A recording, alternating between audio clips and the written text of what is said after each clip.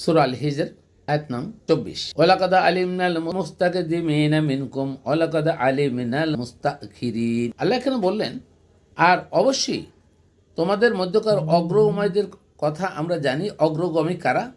অর্থাৎ কারা আগে এসেছেন দুনিয়ার সৃষ্টির পরে থেকে, আদম আলাইহিস সালামের পরে থেকে আমাদের পর্যন্ত যারা বিগত হয়ে গেছেন, যারা অগ্রজ, যারা আগে আসছেন, প্রত্যেকের সম্পর্কে আল্লাহ তাআলা খবর রাখেন, প্রত্যেকের আমল সম্পর্কে খবর রাখেন, এবং এই সকল আমল ইল্লিনে এবং সিজ্জিনে রক্ষিত আছে যার যার আমল নামার উপর ভিত্তি করে। কিয়ামতের দিন শুধুমাত্র তাদের ফল ঘোষণা করা হবে।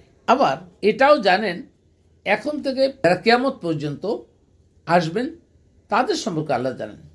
তার মানে আল্লাহর ভবিষ্যৎ জানার খবর আছে বা ভবিষ্যৎ জানেন। এখান থেকে আমরা বুঝতে পারি যে আল্লাহ অতীত, বর্তমান, ভবিষ্যৎ সকল কিছুই জানেন।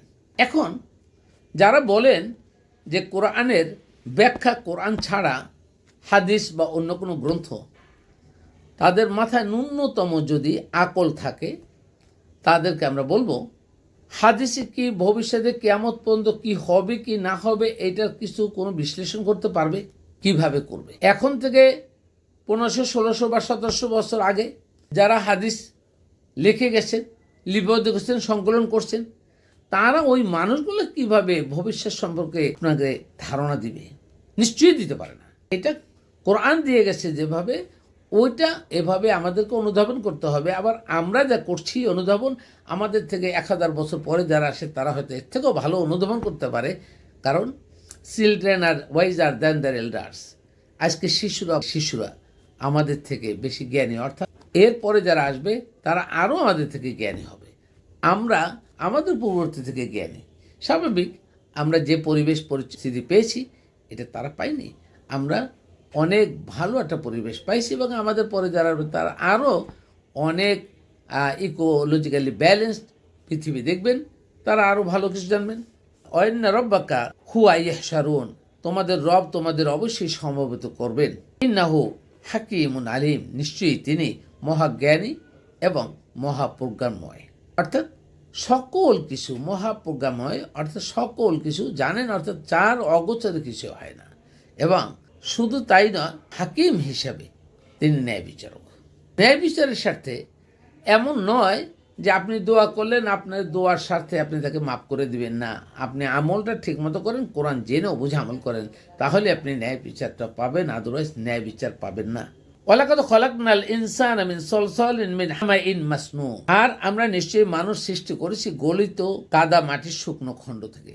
এই যে গলিত কাদা মাটির শুকনো খণ্ড থেকে আল্লাহ তাআলা মানুষ সৃষ্টি করছেন, এই মানুষ বলতে আল্লাহ তাআলা শুধু আদমকে বোঝানো হয়েছে। অন্য মানুষকে আদম এবং হাওয়ার পরে থেকে আমরা সৃষ্টি নয় বরং জন্মের ধারাবাহিকতা রক্ষা করছি। আল্লাহ সেই প্রোগ্রাম আমাকে রেখে দিয়েছে।